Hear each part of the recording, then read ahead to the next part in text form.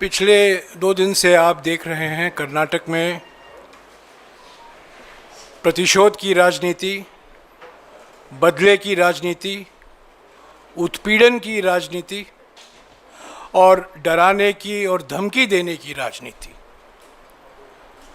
हमारे non biological प्रधानमंत्री अब तक बर्दाश्त नहीं कर पाए हैं कि मई 2023 को भारी बहुमत से कर्नाटक की जनता ने बीजेपी को हराया था।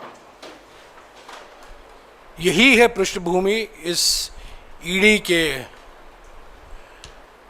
समन्स का जो नोटिस दिया है, और इसके बारे में विस्तार से बात करने के लिए, जानकारी देने के लिए अभिषेक सिंघवी जी मौजूद हैं। मैं सिंघवी जी से गुजारिश करूंगा कि इस पर वो और कुछ बोलें। सिंघवी जी। Thank you. धन्यवाद हमारी जुगलबंदी देखने आने के लिए वापस क्विक सक्सेशन में। दोस्तों, बस संयोग नहीं है ईडी के जिन को बोतल से बाहर लाना, सिर्फ संयोग नहीं है ईडी के जिन को बोतल से बाहर लाना। लक्ष्य बस एक है, कांग्रेस सरकार और सिद्धरमैया को डराना धमकाना, एक ही है सिर्फ ये। और संस्थानों को किस प्रकार भाजपा बना रही है लोकतंत्र के लिए अभिशाप। आइए भाजपा की वॉशिंग मशीन में यहाँ धुल जाते हैं सभी पाप। ये कहानी ये वाली है, और मैं इसको आपको कई अंशों में बताऊंगा, क्योंकि मेरा सौभाग्य रहा एक दूसरे सिद्धरमैया केस को डील करने में। नहीं तो मैं इस केस में नहीं बोलता, अभी तक ये केस शुरू नहीं हुआ, मैं इस पर पेश नहीं हो रहा हूँ, इसमें बोल सकता हूँ। But it is very clear that the ED is now playing, hitting and trying utmost to go below the belt, to browbeat, to bulldoze and to bully a elected Congress government, a elected CM. And as we have said many times, and I have had the privilege of saying from here, the ED is nothing but the election department of the BJP. You can also call it, in fact, more appropriately, the election demolition branch of the BJP. Elected governments destabilize, demolish, that is the job. Now first let me give you a few figures and backdrop about the ED, and then I'll come to the Siddaramaiah case, so called. From June 14 to 24, 25 opposition leaders switched to BJP from 14 to 24. 23 of them got reprieve. Let me tell you one thing. आपको बताया जाता है कि बहुत कम ऐसे case हैं जो राजनीतिक लोगों को इन्वॉल्व करते हैं। ये मिथ्या प्रचार है, ये अश्वत्थामा हतो वाली आधा सच है।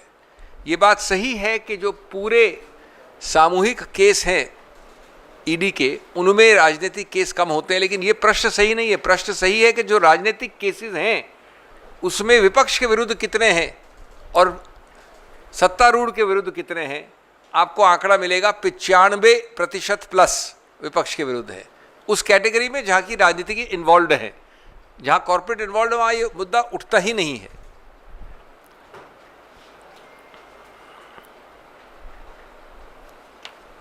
दोस्तों, आपको ये भी पता होना चाहिए कि इसमें अलग अलग तरह के सभी कैटेगरीज हैं।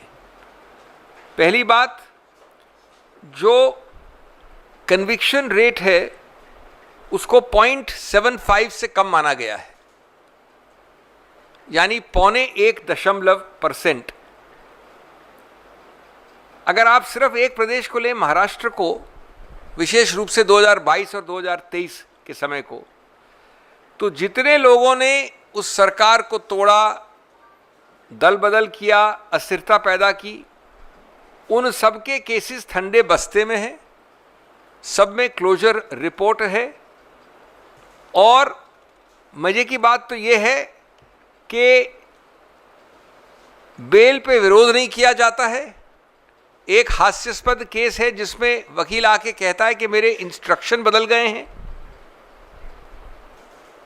रिहाई होती है, अनेक क्लोजर रिपोर्ट्स हैं,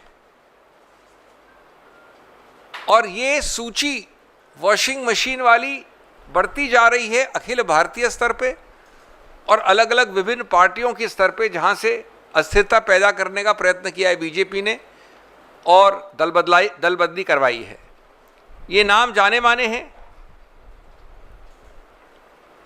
अजीत पवार से लेके प्रफुल्ल पटेल, हसन मुशर्रफ से लेके छगन भुजबल, अशोक चवन से लेके हेमंत बिस्वल शर्मा, नवीन जिंदल से लेके सीएम रमेश, शुभेंदु अधिकारी से लेके संजय सेठ, भावना गौली से लेके के गीता, बाबा सिद्दीकी, मेरे पास ये सूची बढ़ती ही जाएगी। सबसे महत्वपूर्ण बात है कि अखिल भारतीय स्तर की, एक प्रदेश की नहीं है, ये हर पार्टी को इन्वॉल्व करती है और सब केसेस में इन्होंने दल बदली करके बीजेपी को समर्थन दिया है, ज्वाइन किया है, गिरफ्तारी से रिहा हुए हैं, अगर बेल लेनी है तो बेल विरोध नहीं किया गया है, क्लोजर रिपोर्ट पास की गई है, और पीएमएलए जैसे में या ईओडब्ल्यू के सब केसेस हैं। और इसी सूची के साथ एक दूसरी बढ़ती हुई सूची जोड़ लीजिए, वो सूची भी बढ़ रही है दूसरी दिशा में। जो मुख्यमंत्री चुनावित हो जाए, जैसा मेरे मित्र ने कहा, जो प्रदेश में चुनाव हो जाए, जो जनादेश पा जाए, तो कभी अरविंद केजरीवाल, कभी हेमंत सोरेन, बाकी आप जानते हैं उप मुख्यमंत्री से लेके मनीष सिसोदिया, संजय सिंह, सत्येंद्र जैन। राजस्थान में अस्थिरता पैदा करनी है तो रेड करवाई थी उनके मुख्यमंत्री के लड़के के यहाँ। शिवसेना में संजय राउत, रोहित पवार, ये सूची भी उतनी ही लंबी है दूसरी दिशा में। अब मैं आपको बताना चाहता हूं, तीसरा जो एक संदर्भ है कि सिद्धरामैया केस जो है, ये केस पीएमएलए का एफआईआर नया दर्ज हुआ है। आपको सबको मालूम होना चाहिए कि पीएमएलए एक अलग ऑफेंस होता है। पीएमएलए उस प्रकार का ऑफेंस है, एक उदाहरण दे रहा हूं कि मैंने किसी का खून किया तो वो खून जो है वो सीबीआई ऑफेंस होता है, पीएमएलए ऑफेंस नहीं होता है। उस खून के आधार पर अगर ए रुपया निकला, दूसरा उस रुपये को लॉन्डर किया, लॉन्डर की परिभाषा है एक्ट में, यूज, प्रोजेक्ट, कन्वर्ट, और फिर उसका फायदा निकाला या उसको बदल कर पैसे से इस कुर्सी बना दिया, टेबल बना दिया, उसको मनी लॉन्ड्रिंग कहते हैं। तो वो बात एक अलग ऑफेंस है, अलग एक्ट है, उसको अलग रूप से प्रमाणित करना होता है। मैं उदाहरण देता हूं कि अगर ए किसी के घर से कुछ क्राइम करके रुपया अपने घर में बिस्तर के नीचे दबा देता है, वो मनी लॉन्ड्रिंग नहीं होता है। वो क्राइम जरूर होगा, चोरी चकारी, 420, मारधाड़, वो क्राइम होगा, लेकिन मनी लॉन्ड्रिंग नहीं होता है। तो इस केस में ये इसलिए कह रहा हूं मैं कि अभी सैंक्शन मिला गवर्नर का, और उसके बाद जो उच्च न्यायालय का जिसमें मैं पेश हुआ, निर्णय अभी हफ्ता 10 दिन भी नहीं हुआ है, 4-5 दिन हुए हैं। तो जब उस सैंक्शन को उच्च न्यायालय ने सही माना, जिसकी अभी अपीलें वगैरह निलंबित होंगी, आगे चलेंगी, तो इतनी जल्द यानी एक हफ्ते से कम में ईडी ने कहां से कैसे इन्वेस्टिगेट किया कि मनी लॉन्ड्रिंग हुई है। ऑफेंस तो प्रिवेंशन ऑफ करप्शन एक्ट का है ना, आरोप है, ऑफेंस नहीं है, आरोप है। वैसे उस आरोप के कुछ आपको तिथियां याद रहनी चाहिए। 1992 में वो लैंड को लेने का एक्विजिशन हुआ था, 92 में। 2010 में वो गिफ्ट किया गया मुख्यमंत्री के बीवी के भाई द्वारा, उन्होंने खुद ने खरीदा 2004 में, 2010 में 6 साल बाद गिफ्ट किया। और चूंकि वो ज़मीन इस्तेमाल हो चुकी थी, इसलिए उसको वापस मुआवजा या वापस उस ज़मीन को नहीं दिया जा सकता था। तो मुआवजा के रूप में दो तिथियां हम नोट करें। 2020 में कहानी शुरू हुई है, नोटिफिकेशन 1992 का। 2020 में वो मुआवजा के रूप में 900 लोगों को, जिसमें मुख्यमंत्री की बीवी शामिल है, प्लॉट्स दिए गए मुआवजा के रूप से 2022 में। रोचक बात यह है कि 2022 में वो एमएलए थे, न नेता प्रतिपक्ष, न मुख्यमंत्री, न उप मुख्यमंत्री। और उसकी फिर सेल डीड कराई गई 2022 में इन प्लॉट्स की जो मुआवजे में मिली। उस वक्त वो नेता प्रतिपक्ष थे। तो इस मामले में जिसमें कि एक हफ्ते पहले उच्च न्यायालय का निर्णय आया है, उसके बाद जो मेन जिसको प्रेडिकेट ऑफेंस कहा जाता है उसकी एफआईआर बनी है 4 दिन पहले या 5 दिन पहले। तो मेरा सीधा प्रश्न है पीएमएलए से कि माननीय पीएमएलए, ये आपने तहकीकात 3 दिन में कैसे कर ली कि रुपया आया, रुपया के तो कहीं प्लॉट्स है, सामने प्लॉट्स दिए हैं, प्लॉट तो पकड़ सकते हैं, आप देख सकते हैं, उसको use convert project under PMLA कैसे हुआ? इसका आंसर दूसरा है।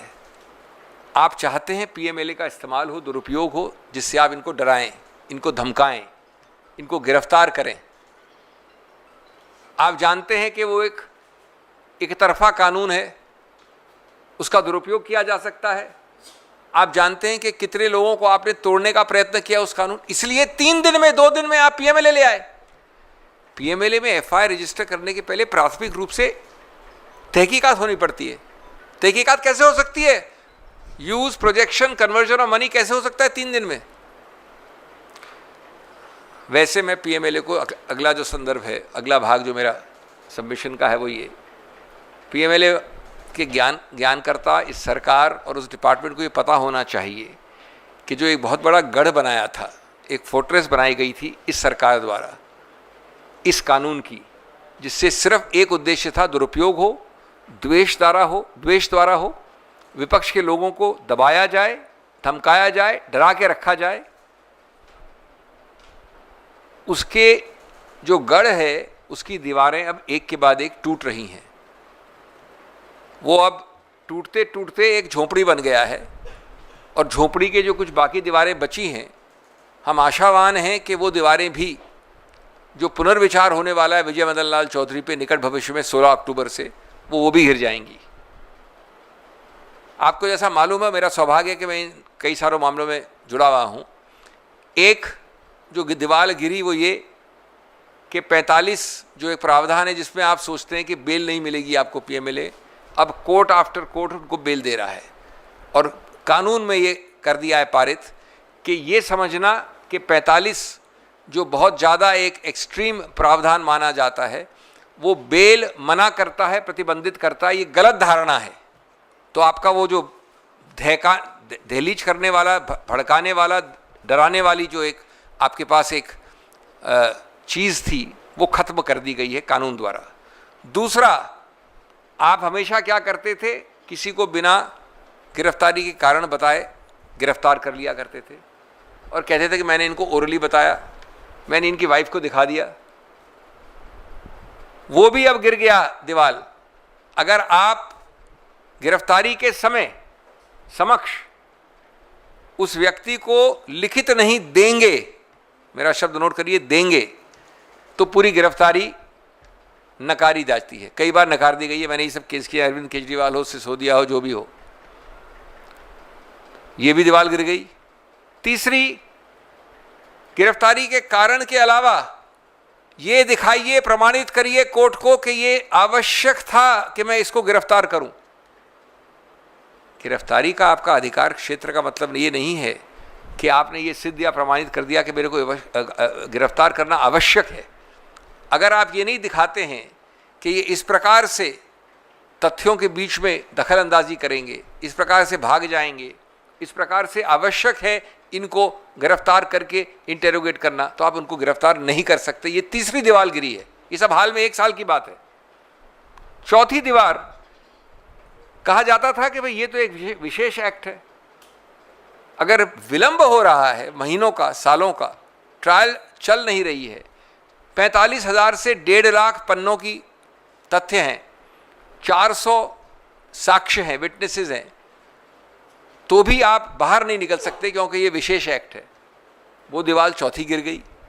कोर्ट ने बड़ा रोचक चीज़ कही है कि ये जल्द से जल्द ट्रायल का अधिकार मानव अधिकार है, संवैधानिक अधिकार है, अनुच्छेद 20, 21 और 22 के अंतर्गत है, और संवैधानिक ऊपर होता है, ईडी पीएमएलए एक्ट नीचे होता है। तो ये संवैधानिक अधिकार किसी भी एक्ट के ऊपर माना जाएगा। इसी के आधार पर इतने सारे अभी रिलीज ऑर्डर्स आए हैं।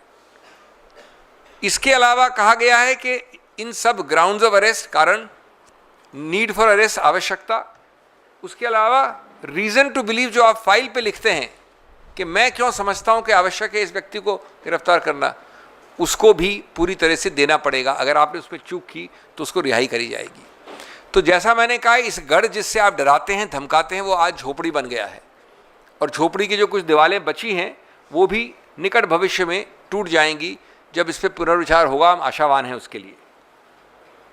एक और आपको मैं पहलू बताना चाहता हूं, और इसीलिए इसका दुरुपयोग हो रहा है मुख्यमंत्री, चुनावित मुख्यमंत्री, कांग्रेस सरकार चुनावित के विरुद्ध, कि ये सब दुरुपयोग आप कर सकें। आम कानून में आप आसानी से प्रयत्न नहीं कर सकते, इसीलिए 3 दिन में 4 दिन में ये आपने एफआईआर रजिस्टर कर दी। अब आपको पता है कि क्या हुआ है, ये मैं नहीं कह रहा हूं, यद्यपि सब केसेस मैंने किए हैं, ये लिखित रूप से प्रकाशित है, कोर्ट रिकॉर्ड में है, और इसके आधार पर लोग रिहा हो गए हैं। इसका एक मोडस ऑपरेंडी समझना जरूरी है। स्टेप 1, 1.5 से 2 साल तक केस एफआईआर हो गया, आपने कुछ नहीं किया। मैं अभियुक्त हूं, ये प्रोसिक्यूटर हैं, कुछ नहीं किया आपने। 1.5 या 2 साल बाद अचानक जब आपको प्रताड़ना करनी है, कोई राजनीतिक उद्देश्य है, तो आपने अचानक समन्स दिए, ये स्टेप 2। स्टेप 3, उसके बाद वो जो 1.5-2 साल हैं उसमें आपने 8 से 10 वक्तव्य लिए साक्षियों के, विटनेसेस के। उन्होंने सबने कहा कि ये इन्वॉल्व नहीं है, ये अभियुक्त, साफ स्पष्ट, ये एक्चुअल केस है। 1.5 साल निकल गए, सबके साक्ष्य उस अभियुक्त के पक्ष में हैं। स्टेप 4, आपने उस साक्ष्य को गिरफ्तार कर लिया, साक्ष्य से आपने उसको दोषी बना दिया। स्टेप 5, उसको प्रताड़ना हुई, जेल में कई महीने निकले। कुछ केसेस हैं जिसमें कि उसके लड़के को भी गिरफ्तार कर लिया, उसकी पुत्रवधू ने आत्महत्या करने का प्रयत्न किया तो भी उसके बेल को विरोध किया। ये प्रमाणित रिकॉर्ड के केसेस हैं। स्टेप 6, अचानक वो व्यक्ति तंग आकर, पिघल कर, कमजोर होकर, डर कर सरकारी गवाह बन जाता है। उसके सरकारी गवाह के स्टेटमेंट को रिकॉर्ड किया आपने, याद रहे उसी के स्टेटमेंट और बाकी अन्य लोगों के 8 स्टेटमेंट पक्ष में है अभियुक्त के, लेकिन ये पहला स्टेटमेंट आता है विरुद्ध अभियुक्त के। स्टेप 7, उसके तुरंत बाद जब वो बेल मांगता है, एक केस में उसने पीठ के दर्द के आधार पर बेल मांगी, तो लॉ अफसर खड़ा होता है और कहता है कि हम इसको विरोध नहीं कर रहे हैं, पीठ का दर्द है। हर अभियुक्त चाहेगा कि ऐसा पीठ का दर्द हो और ऐसा लॉ ऑफिसर का वक्तव्य हो। स्टेप 8, वो बेल पे बाहर निकलता है। स्टेप 9, कई ऐसे उदाहरण हैं इसी में जो हम दोनों ने परसों आपको बताया, वो इलेक्टोरल बॉन्ड्स भी खरीदता है। स्टेप 10, कई उनमें से बीजेपी के टिकट पे एमपी एमएलए चुनाव भी लड़ते हैं, वही लोग। तो ये अगर आपका ट्रैक रिकॉर्ड है पीएमएलए और ईडी में, कम से कम राजनीतिक केसेस में, ये कहने की कोई आवश्यकता नहीं कि बहुत कम राजनीतिक केसेस होते हैं, राजनीतिक केसेस होते हैं 100 अगर, तो 95 उसमें जहां विपक्ष है वहां ये आपका रवैया रहा है, ये महत्वपूर्ण है। इसलिए कहा गया है कि वॉशिंग मशीन का जुमला पुराना हो गया है। बीजेपी अब टाइम मशीन में जाकर ईडी द्वारा दशकों पुराने केस खोलकर जमानत को कुचलने का प्रयास कर रही है। लॉन्ड्री फैक्ट्री का शब्द ज़्यादा उपयुक्त है, न कि वॉशिंग मशीन। इन मामलों में उच्चतम न्यायालय ने टिप्पणी की है। एक मामले में जो भी 7 अगस्त को निर्णय हुआ, उच्चतम न्यायालय ने कहा, और मैं कोट कर रहा हूँ, ये मेरे शब्द नहीं हैं, You need to concentrate on the quality of prosecution and evidence. All the cases where you are satisfied that a prima facie case is made out, you need to establish those cases in the court. ये इस संदर्भ में कहा कि आपकी conviction rate है 0.75% ऐसे cases में। In this case, you are harping on the statements given by some witnesses' affidavits. This kind of oral evidence, this type of oral evidence, tomorrow God knows that person will stand by it or not. No corroboration. इन्होंने अपने 8वें statement में कह दिया कुछ, उसको मान के, और उसके 7 स्टेटमेंट इग्नोर कर दिए। उसमें कोई ठोस कॉरोबरेटिव एविडेंस नहीं होगी। उसके बाद एक और केस में उच्चतम न्यायालय ने इन आंकड़ों पे कहा कि इतने हजारों केसेस हैं, इतनी सारी चार्जशीट हुई है और इतना कम कन्विक्शन रेट है, और कहा उसके अंत में the data raises A number of questions including the question whether the department of ED has formulated a policy when they should arrest a person involved in offences committed under the PMLA act.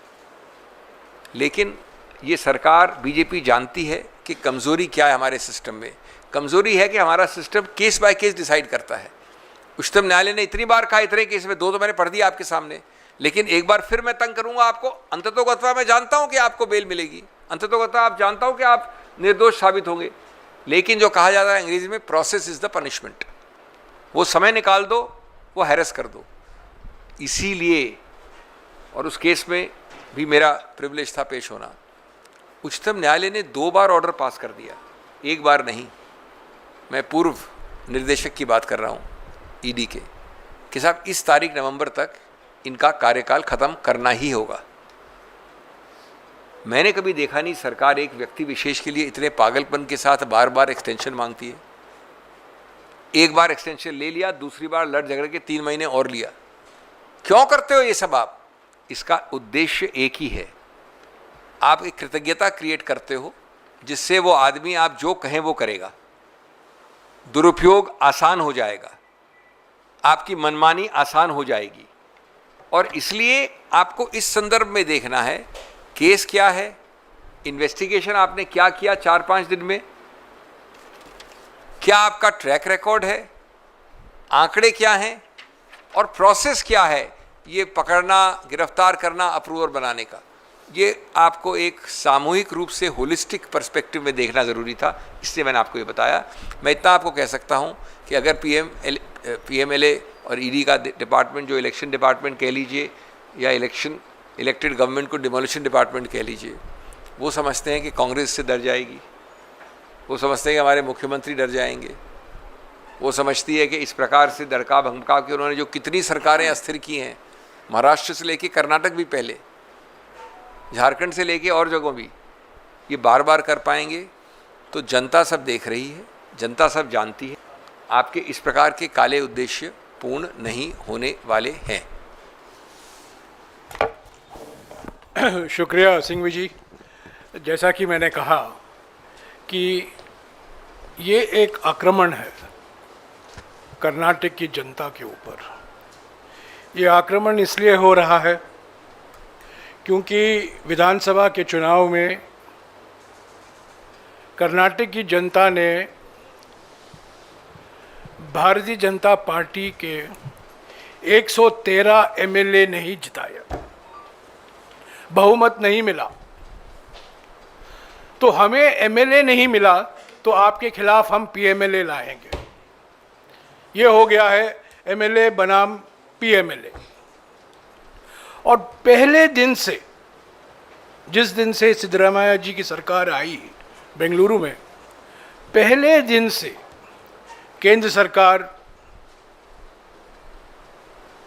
Non biological प्रधानमंत्री, गृह मंत्री और सारे मंत्री कर्नाटक के सरकार की जो योजनाएं हैं, जो गारंटियां हैं, उसको उन्होंने लागू करने नहीं दिया।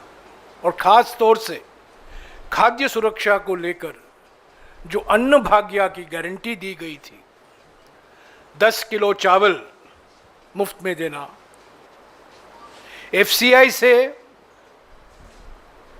35 रुपये प्रति क्विंटल खरीदने के लिए तैयार थी कर्नाटक की सरकार, पर अचानक एक ऑर्डर जारी किया गया कि एफसीआई ये चावल राज्यों को नहीं बेचेगा, ओपन मार्केट सेल होगा। पर उसके बावजूद कर्नाटक की सरकार ने अन्न भाग्य गारंटी पूरे करने के लिए सारे कदम उठाए और आज वो गारंटी चल रहा है इनके प्रयासों के बावजूद।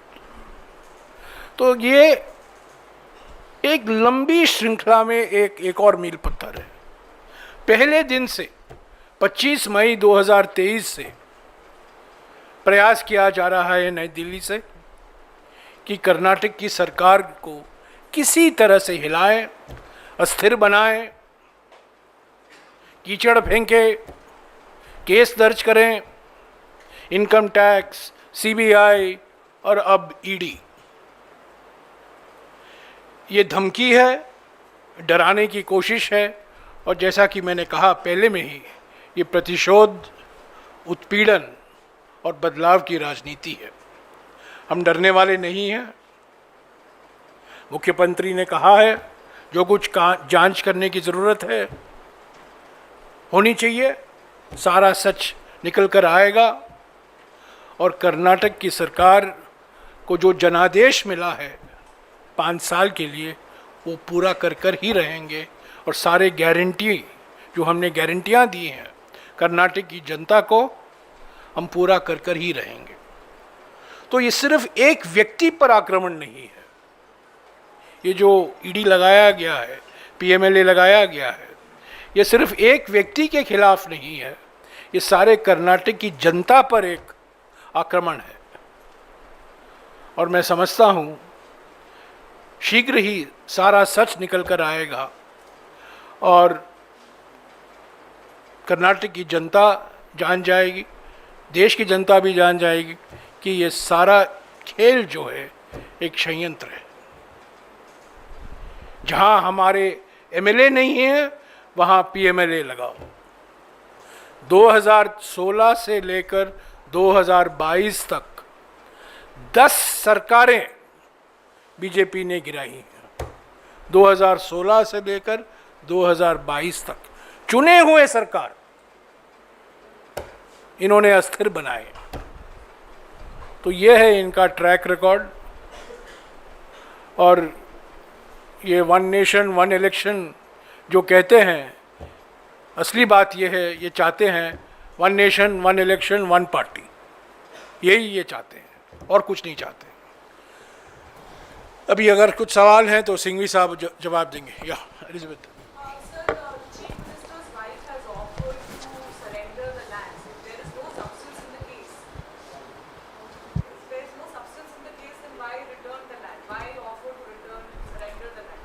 On the contrary, it proves that there is no substance in the case. She has qualified by saying that this is her own personal decision. She has also said that her husband has had an immaculate, impeccable political track record. She is not attached to such material things. And I think it's to be appreciated that in a grand gesture she says she is not attached to these possessions. But that, on the contrary, is not something which inculpates her. That's something which shows that it has happened in the normal course. And you can imagine that something purchased in 2004 is consummated in a return in 2020, when in 2020 the man concerned is not even a LOP, he is a MLA with the BJP ruling the state. So somebody doing this kind of money laundering supposedly and this kind of crime from 2004, his brother-in-law purchased it till this date. Doesn't stand to reason at all. But that's a matter on the merits. Today I think it's something to be appreciated. Not many people would say it or do it.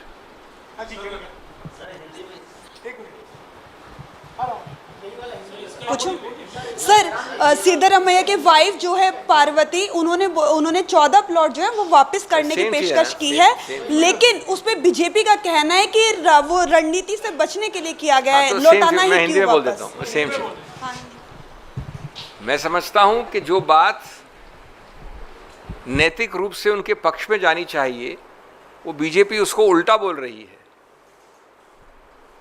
उन्होंने साथ में ये भी कहा है कि उनके पति का एक बहुत लंबा, स्वच्छ, सफ़ेद, श्वेत राजनीतिक इतिहास रहा है। उन्हें इन चीज़ों से कोई भी एक प्यार नहीं है कि जो रखना चाहें। और उन्होंने कहा है कि इसको मैं इसलिए लौटा रही हूँ कि मुझे कोई भी इस पर इंटरेस्ट नहीं है। लेकिन साथ साथ ये भी पूछना चाहिए आपको कि 2004 में जो चीज़ उनके भाई को मिली, जिसने 2010 में उनको गिफ्ट किया और उसके एवज में जो मुआवजा मिला वो 2022 में मिला, जब उनके पति, नेता प्रतिपक्ष तो छोड़िए, एक एमएलए थे विपक्ष के, और 2022 में वो रजिस्ट्री हुई, और अब वो कह रही हैं कि मेरे को इससे कोई अटैचमेंट नहीं है। तो मैं समझता हूँ ये एक नैतिक स्तर पे बहुत बड़ी बात है। इसकी मजाक उड़ाना सिर्फ बीजेपी ही कर सकती है।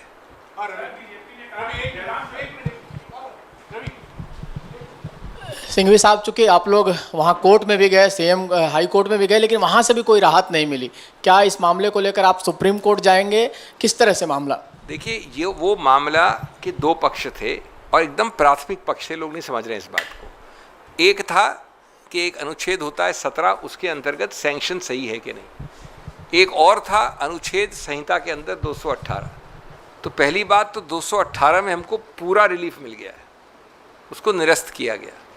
17 में कहा गया कि आप कंप्लेंट फाइल कर सकते हैं, जो अनुमति है राज्यपाल की वो सही है, वो कंप्लेंट फाइल हो गई है, उसका लोकायुक्त जो पुलिस है वो तहकीकात कर रही है, उसमें किसी भी रूप से कोई दंडनीय प्राथमिक या बाद का कोई तथ्य थोड़ी निकला है। अब उस एक प्रक्रिया को अवरुद्ध करने के लिए, एक राजनीतिक संशय पैदा करने के लिए, देश को बरगलाने के लिए और अस्थिरता पैदा करने के लिए जो पुलिस तहकीकात कर रही है, उसके बीच में सेंट्रल एजेंसी भेजी जाती है 3 दिन बाद या 5 दिन बाद। अब ये पता है हमको कि आप कह सकते हैं कि एक दिन में उन्होंने सब तहकीकात कर ली, लेकिन 1992 से लेकर 2022 की हिस्ट्री को ईडी ने यह सिद्ध कर लिया प्राथमिक रूप से कि मनी लॉन्ड्रिंग हुई है। ये मैं कह रहा हूं बार बार, इसका उद्देश्य एक है कि इस एक्ट को, जैसा आपने अपनी पूरे ट्रैक रिकॉर्ड में बारंबार दुरुपयोग किया है, उसी का आप प्रयत्न कर रहे हैं। Sir, Ramesh, Bharat express. Sir, BJP का कहना है कि चोरी का सामान लौटाने से चोर दोष मुक्त नहीं हो जाता, इस पर क्या कहना है? सेम चीज मैंने कही है, नया क्या कहना है? सेम चीज ये कहाँ से वो जो चल रहा है, ये तो चोरी का माल है कि नहीं, ये तो कोर्ट निर्णित करेगी। साथ साथ कितने आरोपित हैं जिनको आपने वॉशिंग मशीन में श्वेत बनाया है, उनमें से कितनों ने कहा है कि वापस दे रहे हैं? ये कभी पूछता है अभी उनसे। So what next you said in English in case? Same thing I'll repeat in English. What next meaning? What next step? No. You see, there is a confusion in the minds. There are two aspects to the governor's issue. The governor gave a sanction under one section called 70 without being technical, and another section 218 of the Sanhita. The 218 was withdrawn or quashed in favor of the Chief Minister. 17 was held to be valid. All that has happened is that it means that a complaint can be filed and kickstart a process. Nothing else, no finding, no conviction, no evidence, no wrongdoing proved. That process has been kick-started. The Lokayukt police is investigating. Summons have been issued, interrogations have started. To precisely obstruct, derail that process, to create instability in the state, not allow that process to go on, the BJP has now brought in a central agency, the hallmark of which and the track record of which is known to everybody and which I have summarized before you, is most regressive and horrible, to create a instability for an elected government, an elected CM. That's why the ED has been brought in. Otherwise, how can the ED form a prima facie view in a 1992 case with transfers in 2010, 20 and 2022 in 3 to 5 days that there is money laundering? There are plots given in return as compensation. Where is the question of money laundering? Money laundering has a provision, a definition in the section. You must receive money, you must use, project or convert it, you must create laundering of that. So Congress has said that they'll fight this politically as well. So will you launch an agitation against misuse of agencies? And also the BJP has been constantly demanding the CM's resignation. How do you respond to that? The BJP is acting in tandem with the agencies as their own department to only do one thing, to remove the 16th or the 17th in the list which my friend has given, government elected. That's about it. But equally when they do so, they expose themselves. they remind the people of the Manipurs, the Goas, the Maharashtras, the twice earlier Karnataks. Remember, I did the midnight case also of Karnataka. I did the second case also of Karnataka. The Arunachal Pradeshes. There are so many examples. So people know everything, they understand everything. And Maharashtra, not once but twice. So therefore, I think somewhere the political message goes strongly and the BJP will lose all elections on this issue alone. Thank you Jairam ji. Sir ये सवाल है, चुनावी timing है और हरियाणा में भी election चल रहा है। अभी अभी जिस तरीके से जानकारी आई है, राम रहीम को जो पैरोल मिली है उसकी शिकायत दर्ज कराई गई है लीगल सेल की ओर से। आप कानूनी मामलों की जानकार भी है, ये बार बार पैरोल मिलती है, क्या कोई कानूनी विकल्प है कांग्रेस के पास इसको चुनौती देने का? देखिए, पहली बार मैं प्रश्न आप ये प्रश्न हमसे क्यों पूछ रहे हैं? मैं आपकी बात नहीं कर रहा हूँ, मैं एक उत्तर दे रहा हूँ आपको। केंद्र में सरकार कौन सी है, हरियाणा में सरकार कौन सी? आप मुझे 75 साल में एक उदाहरण दे दीजिए, एक जो पिछले 5 साल में इतनी बार बाहर पैरोल में गया हो व्यक्ति। पैरोल आप जानते हैं कैसे दिया जाता है? एक होता है प्रादेशिक स्तर पे बोर्ड, वो बोर्ड बैठता है, उसके बाद एक और बोर्ड पे जाता है, कभी कभी अंततोगत्वा प्रदेश सरकार निर्णय करती है। जब 75 वर्ष में एक उदाहरण नहीं है ऐसा, तो कांग्रेस सिर्फ आपके सामने दर्शा सकती है। अब सब जानते हैं कि सरकार बदलने वाली है। उस व्यक्ति ने, जो विक्टिम था, उसके रिश्तेदारों ने कहा कि इस प्रकार से क्रूरता से मारा, आप उसका ध्यान नहीं रखते, पैरोल देते हैं। तो वो सूची प्रकाशित हुई आप ही द्वारा, कितने सारे दिन हुए हैं, पता नहीं कितने, 300 दिन 200 दिन पैरोल मिल गई है। और हर अभियुक्त चाहेगा, हर अभियुक्त, याद रहे ये छोटा, ये मर्डर चार्ज है, उसमें हर अभियुक्त चाहेगा एक छोटे चार्ज में पैरोल मिल जाए।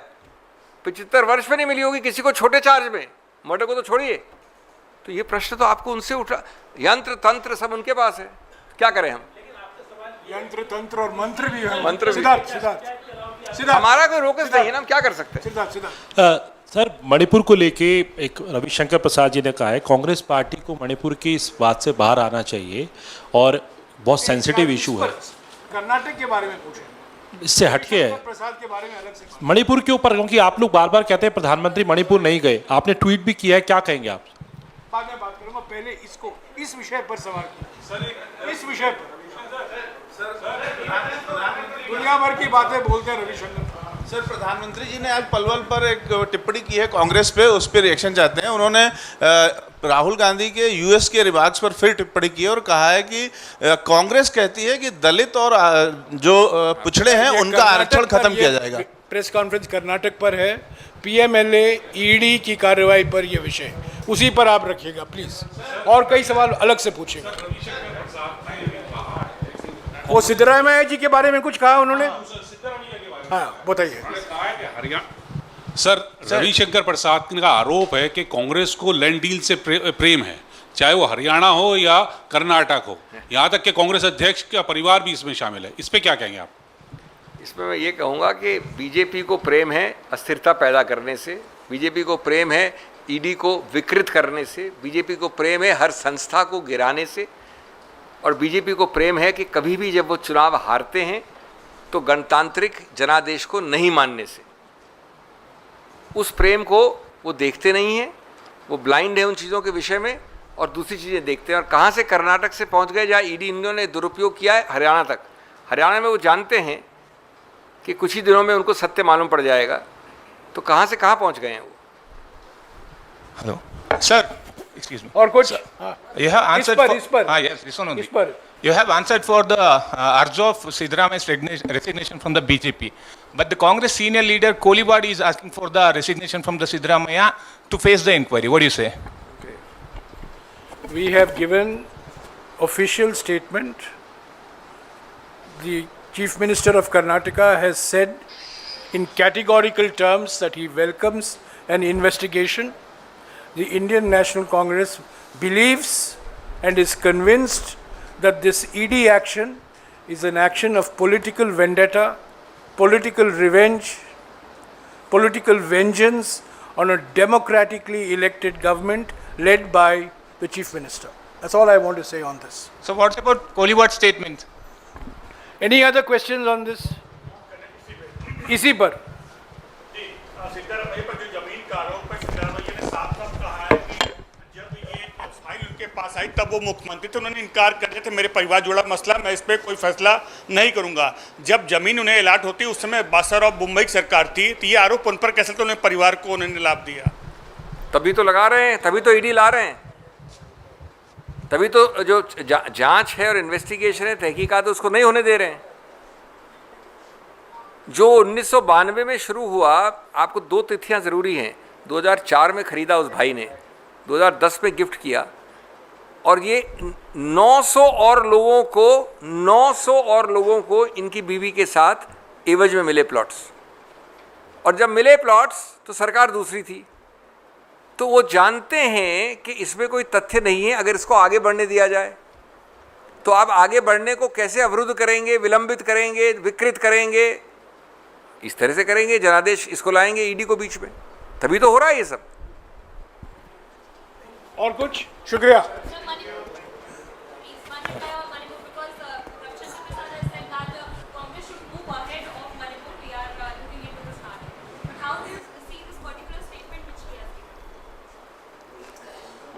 My simple question to Mr. Ravi Shankar Prasad: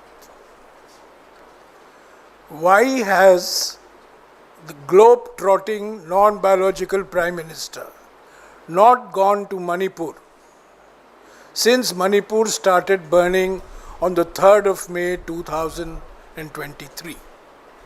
He has gone to bring peace all over the world. Vishwa Guru, he has become Vishwa Bandhu, everything.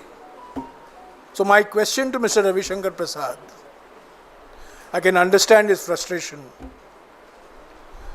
Why has the Prime Minister, globe-trotting, non-biological Prime Minister, not found the time nor the inclination to go to Manipur? He has gone to Assam, he has gone to Tripura. Why hasn't he gone to Manipur? The people of Manipur want him to come to Manipur. He has not been there even for a few hours. He has not said anything on Manipur. He has not met the Chief Minister of Manipur. He has not met the political leaders of Manipur. And Manipur is still tense. Normalcy has not returned to Manipur. So this is my simple question to Mr. Ravi Shankar Prasad. Manipur is a sensitive part of India, an integral part of India, an important part of India. Why is Mr. Narendra Modi continuing to ignore Manipur? Ravishankar Prasad ji ने कहा है कि Congress party को मणिपुर भूल देना चाहिए, मणिपुर से हटकर और विषय हमें उठाना चाहिए। पर हमारा सवाल एक सीधा सवाल है और हम बार बार करते आ रहे हैं। हमारा सवाल यही है कि हमारे नॉन बायोलॉजिकल प्रधानमंत्री दुनिया भर के देशों में जाते हैं विश्व गुरु, विश्व बंधु बनकर, जहाँ जहाँ युद्ध हो रहा है वहाँ प्रवचन देकर आते हैं। क्यों 3 मई 2023 से 17 महीने हो गए हैं, मणिपुर जल रहा है, हजारों लोग मारे गए हैं, विस्थापित हुए हैं, विभिन्न समुदायों के बीच में एक शक का वातावरण, भय का वातावरण फैलाया गया है। और नरेंद्र मोदी जी मुख्यमंत्री से नहीं मिले हैं औपचारिक तौर से, मणिपुर के राजनीतिक पार्टियों से नहीं मिले हैं, एमएलए से मिले नहीं हैं, उनको सिर्फ पीएमएलए आ जाता है, एमएलए आज ही नहीं आते, एमपी को नहीं मिले हैं, 2 सांसद हैं कांग्रेस पार्टी के, उनसे मिले नहीं हैं। और मणिपुर के बारे में उन्होंने पार्लियामेंट में मुश्किल से 2 या 3 मिनट के लिए कुछ कहा है। तो हमारा सवाल सीधा सवाल है। हाँ, देश के सामने बहुत सारे ऐसे मुद्दे हैं, पर एक महत्वपूर्ण मुद्दा मणिपुर है। मणिपुर में जो होता है वो सिर्फ उत्तर पूर्वी राज्यों के लिए सीमित नहीं है, वो सारे देश को प्रभावित करता है। मणिपुर की पीड़ा देश की पीड़ा है। तो रविशंकर प्रसाद जवाब दें, प्रधानमंत्री क्यों नहीं गए, क्यों नहीं मिले हैं राज्य के नेताओं से, पार्टियों से, चुने हुए मुख्यमंत्री से। फरवरी 2022 को बीजेपी और उनके सहयोगी दलों को भारी बहुमत मिला था मणिपुर में। उस बहुमत के बावजूद 15 महीने के अंदर मणिपुर जलने लगा। यह सवाल है मणिपुर को लेकर। ठीक है, शुक्रिया।